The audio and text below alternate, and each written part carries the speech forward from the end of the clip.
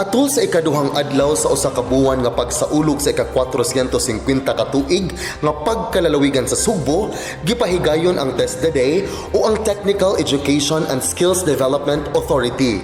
Adunay libre nga haircut, hilot, manicure, pedicure alang sa mga empleyado o mga bisita sa Kapitolyo. Bisan si Bukal Glenn Soco sa 6th Distrito, miapil gayud sa pagpahilot. Si Soco, kinsa kampyon sa skills ug manpower development, maoy nag-abi-abi sa mga niapil sa maong kalihukan sama sa mga estudyante ug mga kawani sa TESDA ug Rose Institute.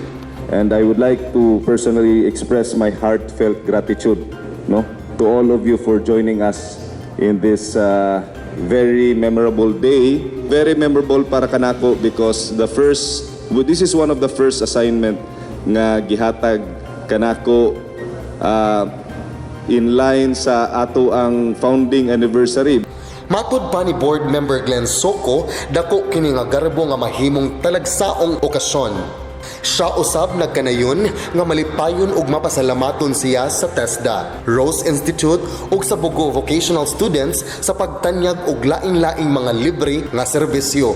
To Ma'am Clarice who has helped us in organizing this event, again, TESDA for generously help us to make this event come smoothly.